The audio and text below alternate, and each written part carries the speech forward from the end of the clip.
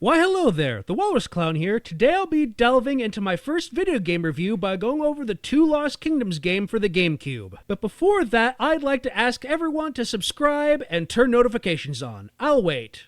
You do that? Good. Anywho, this review is covering the first game. After the second game is done, there will be a link in the description and hopefully a card in the corner if I remember. And to keep things simple, I shall be breaking things into segments. Anywho, on to the show. Otter, roll the title sequence!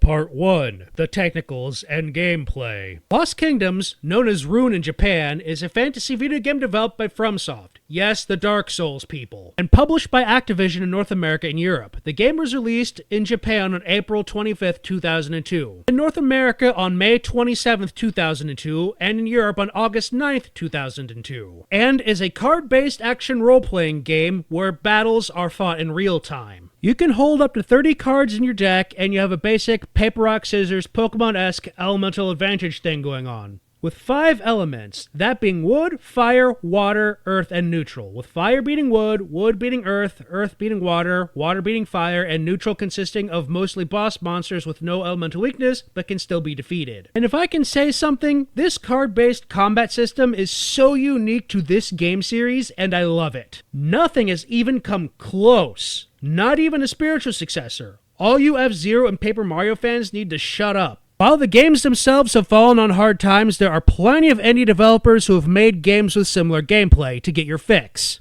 Not one game developer has even made an attempt to recreate this combat system. Part 2. The Story. You play as a princess named Katia, as she gains the first rune stone that allows her to summon monsters from cards from a chest in her kingdom's castle, as a black fog containing all sorts of monsters befall the lands on the continent. The Old Witch Gerd, that I have a fan theory about that I'll be getting into in the next review, comes to say how to play. You immediately get hit with a random encounter and fight 2 skeletons. As the game progresses, you go around from kingdom to kingdom trying to catch up with your father and getting their runestones. All the while fighting another runestone holder named Helen, who is your opposite number, and it is eventually revealed that she is a princess who has a runestone from her continent on the other side of the veil, and that the ruler of that world is the villain of the story who is trying to steal all 5 runestones from your continent, and that the runestones of your world hold the sealed power of the god of creation, and his hold the sealed power of the god of destruction. Along the way, you free a prince, lead a Kendari warrior through a mine, destroy a fleet of giant bees terrorizing a forest.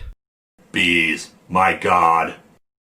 Collecting 100 Red Fairies, get the help of 4 holy beasts that correspond to each element that are based on the 4 benevolent animals from Chinese mythology, and eventually have to defeat the god of destruction. Part 3.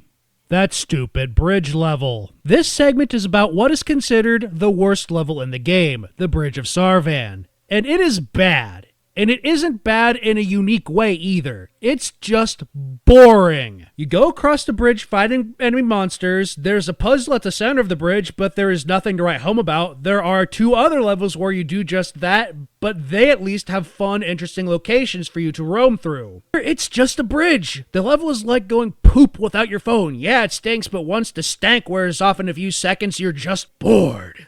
Part 4.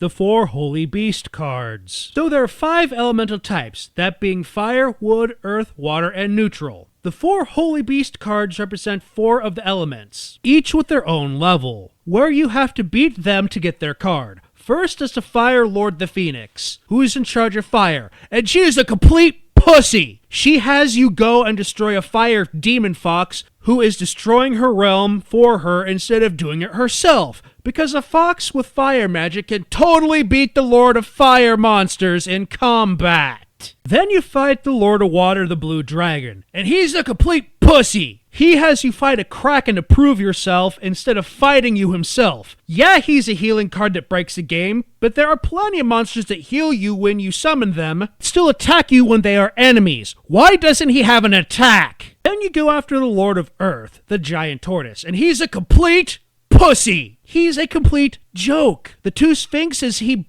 has backing him up are a bigger threat than he is. Take them down, then you get next to him and his attacks can't even hit you. The trial he puts you through just to earn the right to fight him is a bigger deal than he is. At least he has the balls to fight you himself. Urgh. Then there is the Lord of Wood, the White Tiger, and he is a complete pussy, because that's a common thing to call a cat. He fights you mano a mano and is actually quite hard. Bring a few healers, a few deck rebuilders, and fill the rest with super strong fire monsters or you are screwed. Part 5. The Red Fairies. In one level, you will come across a guy named Alexander, and he talks you into collecting 100 red fairies for him across your travels. And after 10 of them, he will give you a rare card. If you are going to 100% complete this game, you have to do this because some cards can only be gotten by him in this manner. It is a big pain, and I pity the completionist when he eventually gets around to completing this game. And by going by his standards when he still gave in-between ratings, this would get a hard finipede because of how much of a pain in the ass the fairies really are. There'll be a link to a list containing all the locations of the red fairies for anyone who wants to 100% this game in the description.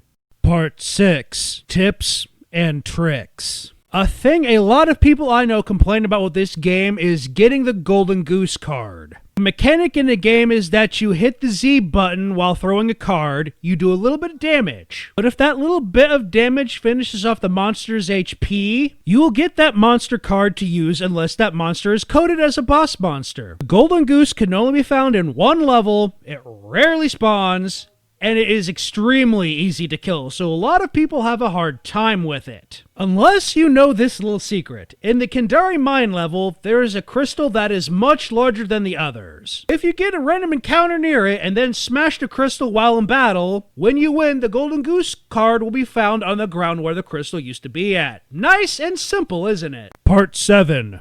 The Wrap-Up. Lost Kingdoms was a really fun game that had tons of potential, but was never realized. In the end, it got a cult following. How could a game that was featured on a Toonami game review segment back in the day be so obscure? Anywho, that cult following was large enough to warrant a sequel. Did the sequel improve on Lost Kingdoms, or was it bad? Stay tuned to find out. I'm the Walrus Clown, signing out. See you next time!